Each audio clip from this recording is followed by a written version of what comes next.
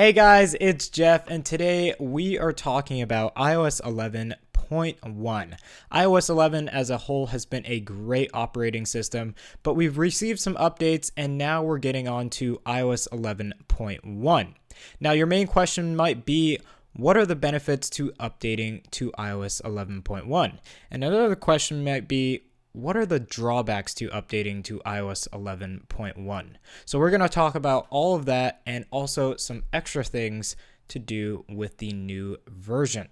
Now, first thing I want to talk about is performance.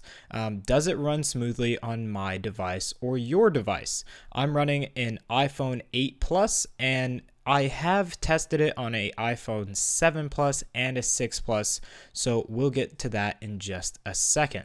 Second thing I want to talk about is battery life. How's the battery life on your device?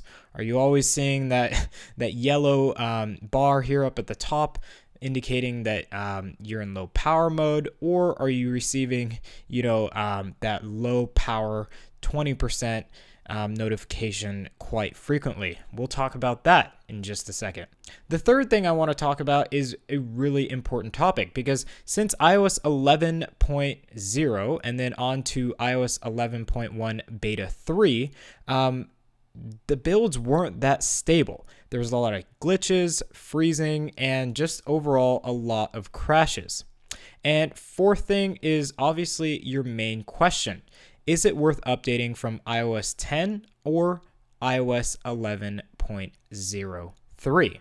So first things first, when we go to Geekbench, the results from iOS 11.03 to iOS 11.1 have been actually very convincing. Performance has gone up quite significantly, and we're seeing a lot higher scores in both the CPU and GPU side. More specifically on the GPU side, there has been a huge increase of a compute score going all the way from 15,000 to 16,000, and now we're back kind of in the middle of the two with a much more stable build. But as you know, Geekbench results don't really tell the full story.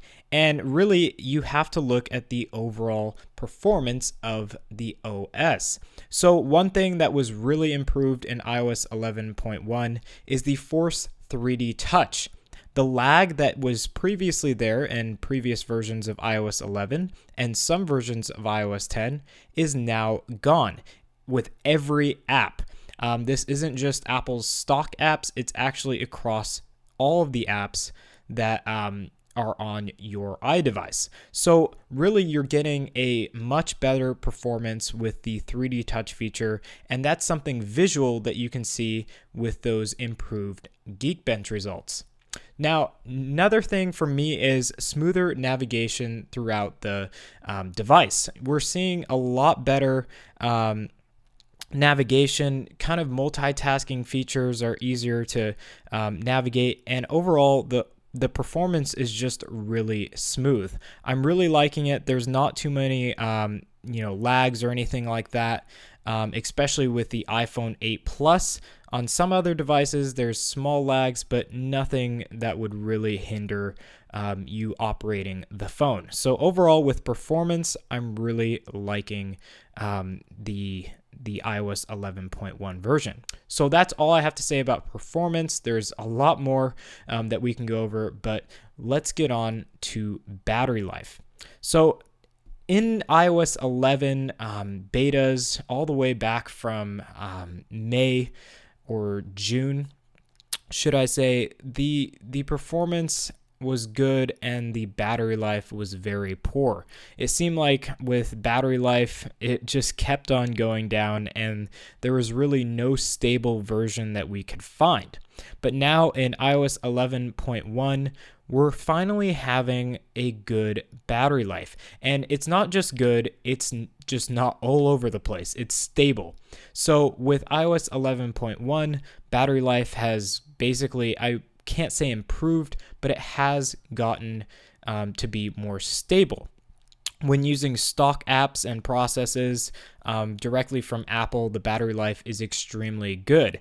When you get to other apps, maybe they haven't been optimized yet for iOS 11.1, but when they do, I expect for those battery drains to be gone.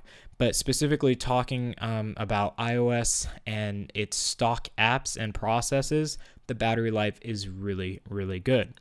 And just as a reference, I use my phone all day long, and typically it doesn't get any lower than 40%. And as I'm filming this video, I'm using the iPhone 8 Plus throughout the day.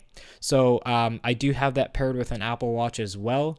So very good battery life, considering that, you know, we have that constant communication with the Apple Watch.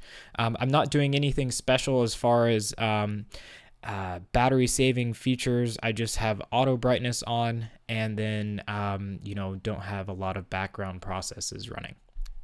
So now we should talk about the overall build of iOS 11.1. For me, it's been quite stable now up until from iOS 11 to iOS 11.01, and then now to iOS 11 beta 3. Those versions contained major crashes, and they would typically happen when I'd update the widget page here, or I would be typing a message in messages, and somehow there would just be a crash, and I'd have to hard reset the phone to get back to the home screen. There's none of that in iOS 11.1 now, and really just everything is super smooth, as I said before, with performance. 3D touch, there's no lag there.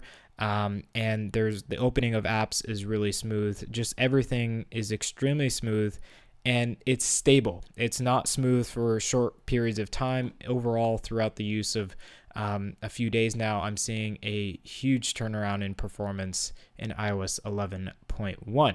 So I guess the major question is it worth updating to iOS 11.1? For me, the answer is yes, and this is why. There's no performance or battery life sacrifices, and really, the new features like having emojis is extremely nice to have. All these updated emojis are really cool, and with the overall stable build of iOS 11.1, I'd say even, despite the new features of emojis, it's definitely something that you all should be upgrading to.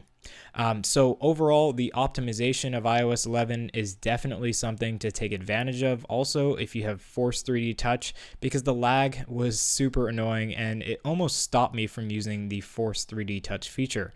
I'm starting to enjoy that now and actually starting to use it again for some quick actions. So definitely, update and see it for yourself. So overall, no disadvantages for me to updating to iOS 11.1. And I'm referring to, of course, the iPhone 8 Plus, the 7 Plus, and the 6 Plus. So basically 3 generations of iPhones. So guys, that's all I have to say about iOS 11.1. Let me know in the comment section down below if you guys are going to update to iOS 11.1, or what version are you on and how are you enjoying it. Let me know what your favorite features are of iOS 11 so far. Also, what is your experience with iOS 11? Do you have battery life issues, performance issues, and which phone do you have these issues on? Let me know in the comments section down below. So guys, thank you so much for watching this video. It's been great sharing iOS 11.1 with you and giving you some reasons as to why you should upgrade. If you like this video, definitely throw us a like, share with your friends who might be interested, and also get subscribed for some more upcoming content. There will be a live stream tonight. I will be live streaming my order of the iPhone 10. So if you want to watch that, definitely check it out tonight at around 11:45 Pacific Standard Time. So guys, again, thank you for watching. Stay tuned, and I'll catch you all in the next one.